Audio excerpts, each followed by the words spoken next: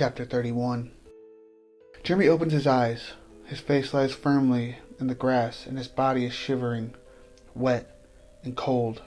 He little by little raises to his hands and knees, as the freezing drops of water strike him ferociously from the sky, each with what seems like almost more weight than he can bear in his newly conscious state.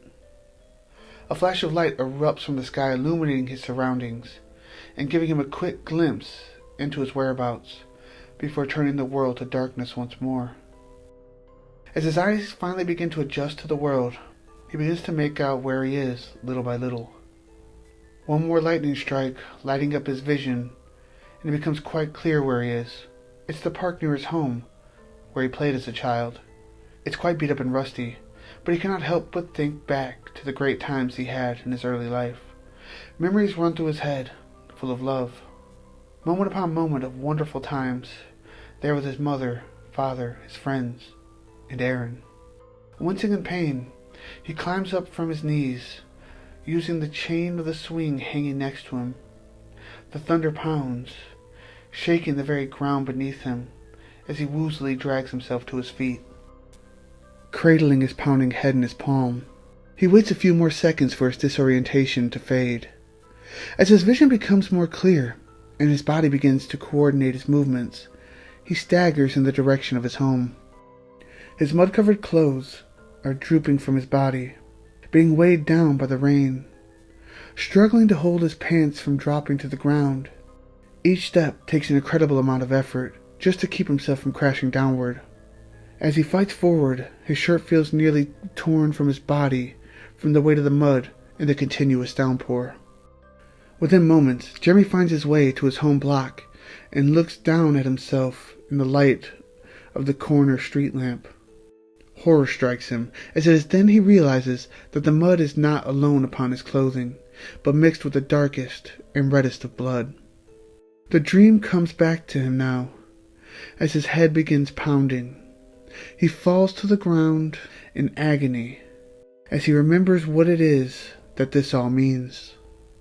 What have I done now? He asks himself, as he once again rises to his feet, with the help of the lamp post this time. Scrambling forward, he rushes home, stumbling and falling every few steps, as all the feeling has not yet returned to his entire body. House after house he passes, oblivious to people calling out to him from windows and porches, all of them calling out in concern, but none to leave the comfort of their homes.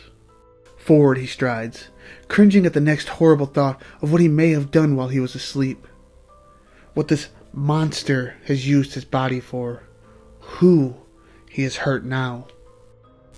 Another flash of an electric skylight shows his home was now within his reach. Breaking into a fumbling sprint, he reaches the sidewalk before his house in a matter of seconds. Stumbling through the gate, he falls quite heavily to the ground. Jeremy tries to pick himself back up, but the strength just isn't there. Reaching out in front of him, he grasps at the wet earth in frustration.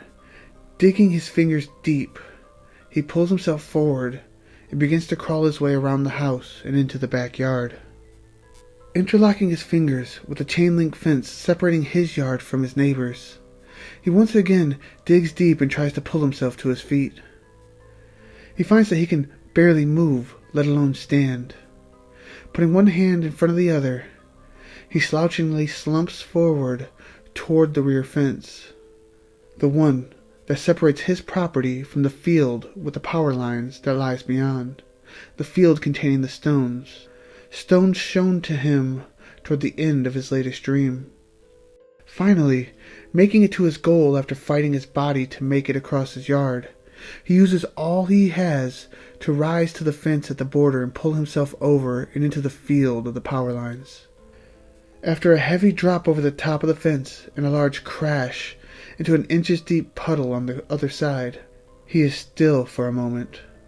Lying there for a second, he stares into the sky, with drops of rain smashing ferociously, tearing at his face.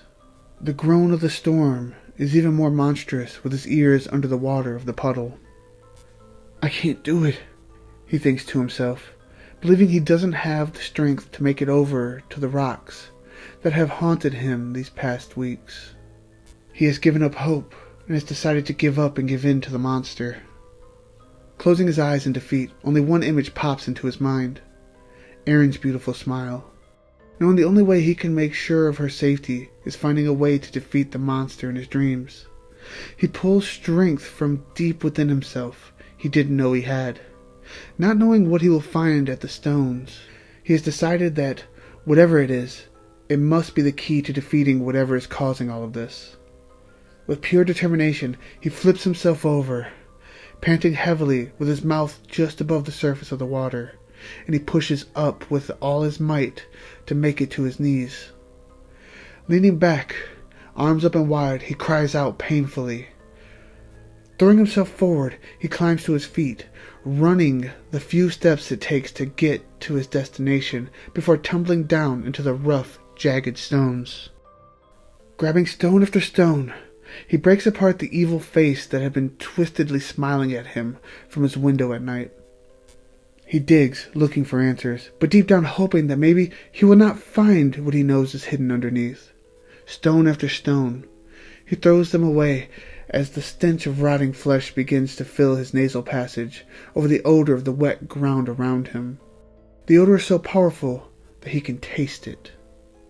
Jeremy stops a moment and begins to cry, though his tears are hidden by the storm pounding water to his face.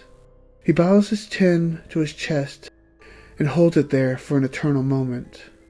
Closing his eyes forcefully, he eventually builds up the courage to move on. Again, he begins digging into the rocks until he finally topples the last few rocks behind him and stares into the twisted face of Dr. Stephen Donis. Small black insects make their way into and out of each hole in the deceased doctor's bloated head as he stares soullessly back into Jeremy's eyes. Jeremy cannot find the means to look away, though he wants to do nothing more at this moment. It isn't until lightning strikes again that he sees that next to the deceased doctor's body lies a long knife, stained in blood, and partially wrapped in wads of Jeremy's own clothing. All are covered by the stains of death. Jeremy falls to the side, vomiting profusely next to the hole he has found the deceased doctor in. Beginning to cry, Jeremy finally has the proof he needed to know full well what he has done. Bringing himself back to his knees, he throws everything back into the hole and quickly covers it back up with the rocks he had just removed. Lightning flashes behind him, and he turns to his house. No emotion on his face, he slowly stands and makes his way home. Thank you for listening.